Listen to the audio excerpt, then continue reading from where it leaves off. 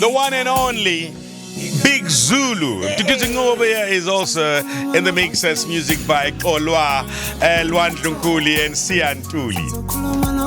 What's why Nangela?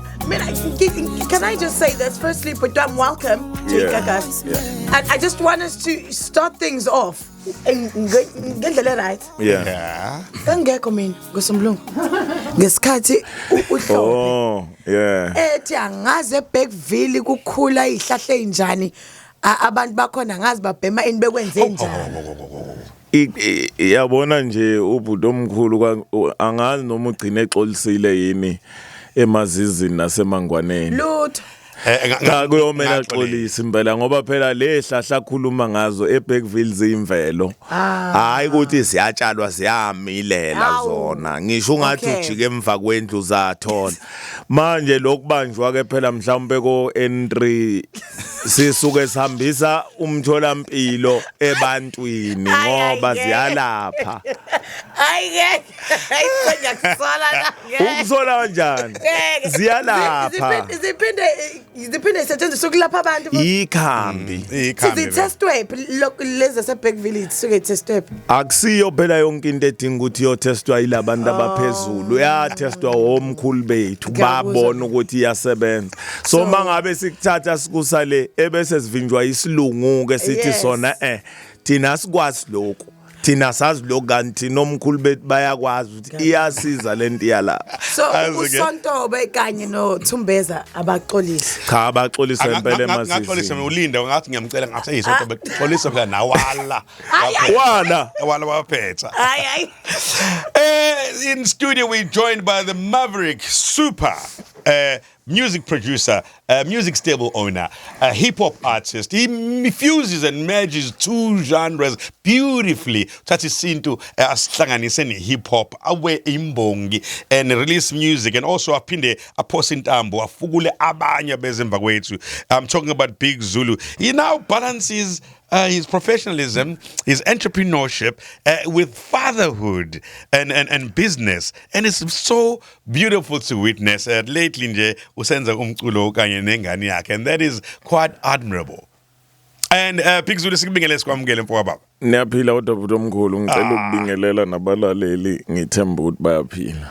Abaphila impela. Ubethlana into esihlaba umqhwele mfethu esithe cha le ifuna sikuthulela isiqhoko. Umculo wenzayo kufukula abacula abasafufusa ukubathatha ubafake estabelini sakho, and now they perform alongside industry greats in big shows in big stages and sikushayela ihlombe. But le yokuthatha ukubona usucula nondodakazi ibe inhle yakho. Awusithatha usibeke yaqhamuka kanjani? What inspired it? Kusho ukuthi bhuti omkhulu umuntu vele yena othandela umculo yabo. Uthanda umculo kakhulu ngisho esendlini mhlawumbe ebhizi ngakwenzayo. Nokumbona ecula njalo nje yabo. So bese nesikhathi ke ecela ukuthi ucela ukurecorda naye yabo. Hey manje kube nalento ukuthi ngibe nalento ukuthi usesemncane yabo. Izokuphazamisa lento yabo. Kuya ngize ngicine ngibona nami ukuthi ayingeke. Ake ngimfake e-studio sibo asangena ke kwaukuthi hayi. Kukhona kuyenzeka yabo. Manje namanje kusaphazamiswa indaba yesikole ukuthi usesemncane. What grade is she in? Useku grade 9. Grade 9.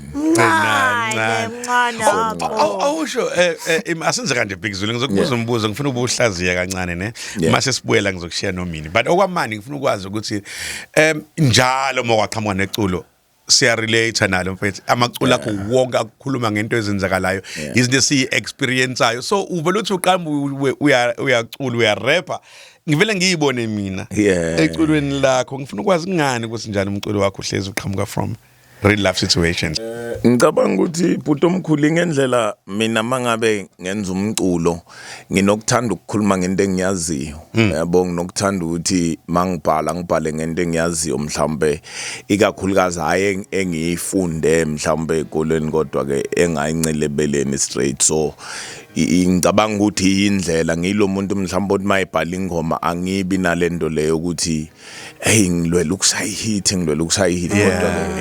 kodwa ke nginokuthi nje ake ngibhala into engazi ukuthi abantu bazoyi-understanda ngaso sonke isikhathi. Yeah. You know, producer tells me uvumile ukuthi singakubuza lo mbuzo lona. I'm sure uyabona ukuthi kwenzakalani right now in the country with March and March. Where do you stand ngokwakho umbono? Which is quite a controversial question. Wonke umuntu abanye bayasaba ukuthi bamephi, abanye bathi no, but this is where I stand. Where do you stand as uBig Zulu? Ngicabanga ukuthi mina ngesingami yonke into inomthetho nalo lonke izwe linomthetho. Sure. So ngokubona kwami into ekumele yenzeke nje ukuthi umthetho udlala indima yawo. Yeah. Kubalekile ukuthi mhlambe mangabe kunephutha la likhona mhlambe kubanjiswane kubonisana ukuthi ayibo ekugcineni owethu umthetho ezi country mhlambe umela uyabo so njengoba usekunokuthi mhlambe kube khona ukuthi umosheke umthetho izinto zingenzakali ngendlela ezabekwe ngayo ake sizame mhlawumbe ukuthi kuzama ukulungiseka amaphutha ngalendlela le uyabo ngesingami mina iloko kodwa ke angeke ngize ngayo Ngakho kuzwa mina. yeah. Over to you, Felix. Alrighty then. So iyasabeka le yokukhuluma ngama social issues. Do you think ukuthi ama artists akufanele akhulume ngendaba zama social issues or not? Wishiye kubanikazi bayo so politics. Ya inkinga manje sesiphila ngicabanga ukuthi thina sesiphila komunye umhlaba mhlambe abantu abasalaleli mhlambe inkulumo ebalekile osukuyisho bafuna ukuthatha izinto ngendlela bona abafisa ukuthi bayikhulume ngayo so kuba nzima sometimes ukuthi ungakhuluma ngoba kungenzeka le nkulumo engiyikhulume manje Baqhaphune trenda kodwa uthi uyalalela but akuyona into ebengiyikhuluma le mina why mina senikhuluma lokho yabo yazini asibambe lapho ubhuti sikhulume ngomculo une album athi entsha awusilandise kabanzi ngayo usebenze nobani eqhamuke kanjani ngine album entsha igama le album umkhulu the reason why kuumkhulu ngoba nginama artist afana no Stallion nama artist nawo nama record company yeah so lokho ke kwaze kwangenza ukuthi ayi ngibe umkhulu ke so ialbum likhuluma ngempilo njengenjwayelo linengoma eningi ezimnandi and abantu balithokozele kakhulu balithokozele kakhulu liphumile seliyatholakala. I'm looking forward to it and I can't wait to spend maybe the rest of the day listening to it. Yeah, lona lifuna impela ngathi mawulalela unganesikhathi. I'm going to ask you a question before I leave the last one for me. Your favorite artist njengamanje who's doing amazing? uSiyantuli. So what can fans expect from your new music this year? Inaba ngayilindela kule album into ehlanganisile. Into abangayilindela impilo nanokukhula ke ngokwempilo because mawenza umculo obvious awukhona ukuthi mhlambe ungaloku wakhuluma ngento eyodwa ngaso sonke isikhathi kodwa kuyadinga ukuthi ukhuluma ngayo impilo kodwa futhi ukhulume nangokukhula kuzwakala ukuthi ayi useyakhuluma manje usekhulile usekulelizinga leli manje ayibolondo leyo so ialbum lami leli umkhulu lithe ukukhula unomulalela uzukuthi ayi sekuthe ukuthi kancane indoda isithe ukukhula kancane sibuka la Inkabi Records is making waves in the industry man iphinde into engathi legacy ofuna isale nayo nongabe wena usekho involved because siyabona in fact unama powerhouses in their own rights ama artists and Inkabi Records ingiphi lo uyothi nje noma ungasekho usuhleli usubukela kude uthi ufisa ukuyibona Inkabi Records ikhona ngifisa Inkabi Record ibe nobuntu yaziwe nje ngobuntu ukuthi ubuntu busebantwini impela futhi ke ezinye zezinto engangifisa ngicabanga ukuthi ziyenzeka manje ukubabona nabo abantu abafana no Stallion bevulela ama record company abo besiza amanye ama artists yiko phela ukuthi ekugcineni eqinisweni kuba khona ubhlungu obuba khona nomzimo buba khona uthola ukuthi usuyathuka ku social media umangala uthi ngithukwa ngayiphi indlela uyangunderstand njengelona ngesimo sikaMduduzi uyangunderstand isimo sikaMduduzi umuntu engamthatha mina engenalutho ngenxa nje yothando nokumbona kwisima yekuso ngamthatha ngamfaka endlini engamenzela yonke into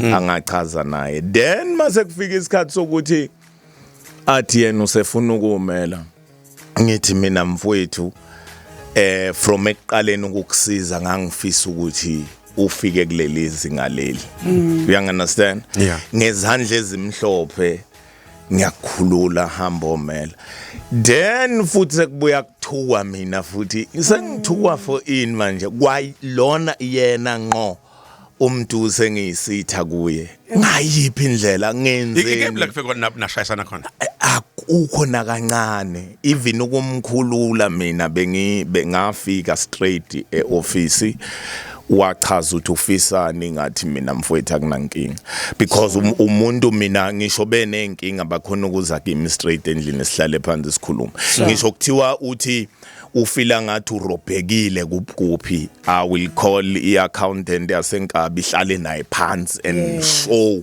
everything ukuthi mntu ingoma yenzelo kunayo imali yakho ukutholelo bese ngibuza mntu khona inkinga khona cha ayikho then uyangunderstand so manje masifika lapho eyikimi bese ngithi kanti ukusiza umuntu into enjani uyangunderstand mangabe sengiyisitha kuwe wena ngqo mhlawumbe kwabanye abantu obviously abalandeli mabekhuluma ngaphandle uyangunderstand uba nalento ukuthi obviously abazi yonke into but mase kuphuma kuye ngqo uzubuza ukuthi mfowethu ngiyafisa ukuthi mhlawumbe bengingabuza ukuthi ngenzeni but bese ngiba nalento ukuthi no obviously ngiyalazi iqiniso ngeke azangitshela ukuthi ngenzeni because ayikho into engangayenza icala lami kwaba ukusiza nje kuphela Big Zulu I have to ask you ngiyazi ukuthi lokho mhlawumbe kokuphola inhliziyo it's making you sad bese fana njengomfethu ngoba okuqala ngisho ngithi artist lokuqala engangilisayinile ngabla kwabo oqala When's the last time ukhulume naye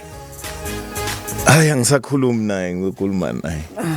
Angisakhulumi naye. I think ukube kwaba ukuthi wenza izinto ezi-wrong uyangunderstand wazi wafuna mhlawumbe ukuyohlangana nabantu asikahle ukuthi abangikhonzile ngalondlela wafuna ukuyohlangana nabo ukungihlabekisa kwaba nalento ukuthi no man into engiphile kuyo le ngiyandlula futhi kuyo I won't respond angizi lana ngibiza khona ngizomela nje la ngithulele ngiyeke impilo idlale lindima yayo uyangunderstand so ayikho into engikhulumayo naye kodwa nje ukumfisela phela ukuthi kuzo zonke inqumo zakhe athathayo mhlambe ekugcineni zimsize uyangunderstand I'm sorry yeah but ukusiza abantu intenhle I mean mawubasiza usukunesifiso ukuthi mangabona usiyantulela lapha yana mangabona ubane lapha mangabona ubane ephumelela lokho kusuke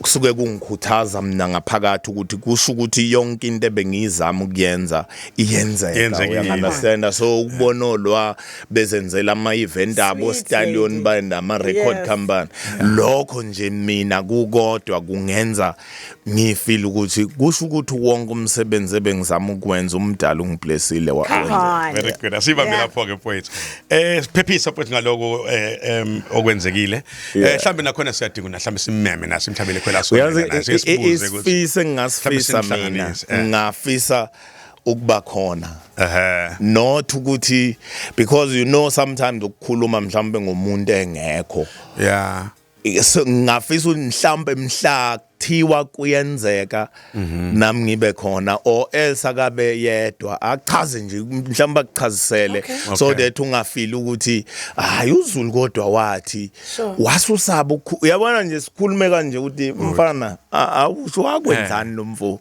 uyangunderstand no kulungile futhi akunankinga but asibambe khona lapho thank you so much one last quick sticks mkhulu coming out album it's out already that is the song esidlalayo mhlambe singenzeka sikubone nini mhlambe in a concert we perform live at Segwini I-already sesiqalile sayiperforma Sesiyaperform. abantu bayithanda kakhulu Aze bebeze ke. bekhala eHarry Smith last weekend bethi kodwa wasifaka kuDecember early kangaka. That is Big Zulu on Gaga CFM Breakfast with Minnie and Felix.